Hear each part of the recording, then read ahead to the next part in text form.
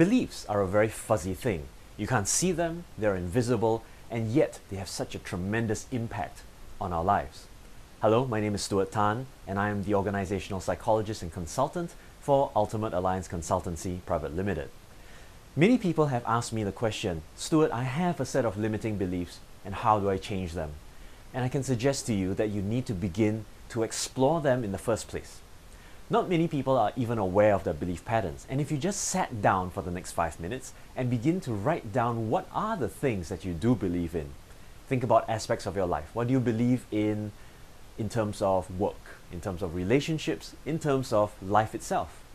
And build a multi-dimensional understanding of what your beliefs are, so that you can list down more things in greater depth and get a bit more self-awareness so that you can decide whether or not something is useful for you or whether it's been limiting you and your progress. For instance, someone actually approached me and said, selling is a bad thing. And this person was about to embark on a business development career. Now, if that is not a limiting belief, then I don't know what to call it.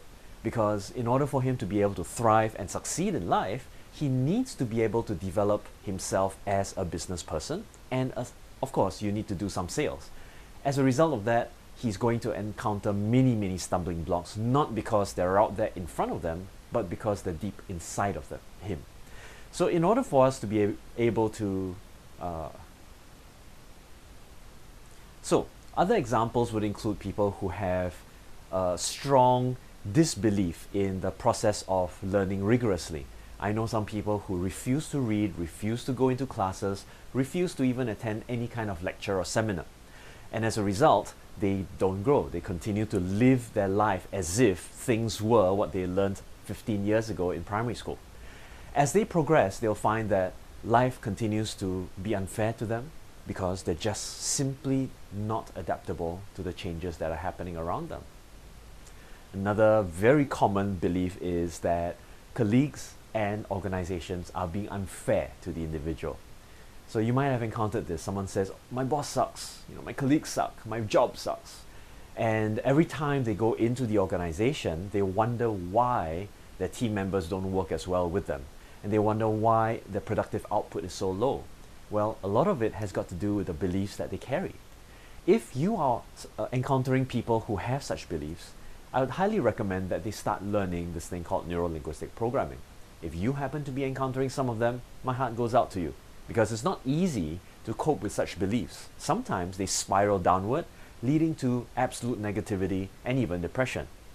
At the same time, it is possible for you to live outside of those by first beginning to investigate what those beliefs are, gaining some self-awareness, and then beginning to identify other people who've encountered the same thing and yet overcome it.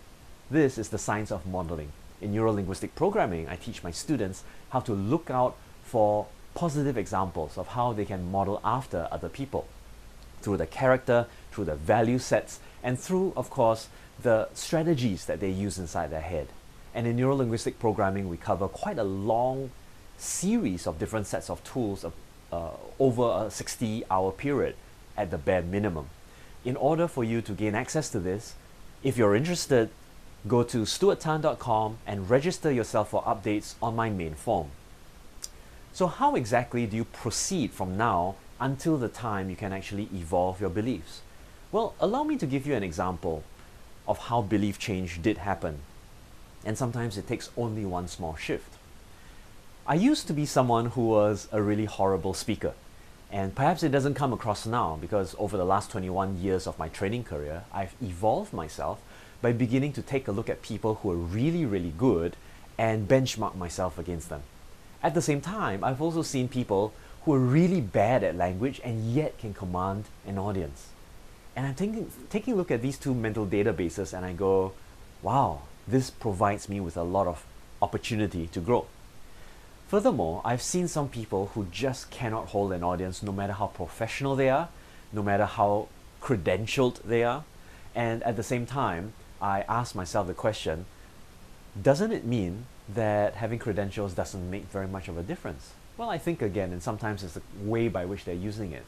And over the course of time, I've developed a set of skills and strategies that enable me to be able to speak in front of almost everyone, including a camera. So what I'd like you to do is begin that exploration process.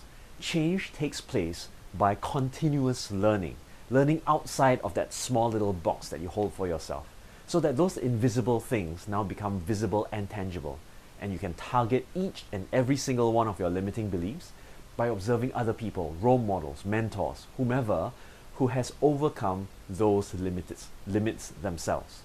So I encourage you to continue to learn, continue to break free of the barriers that your own limiting beliefs have placed in front of you, and continue to strive towards excellence in your life.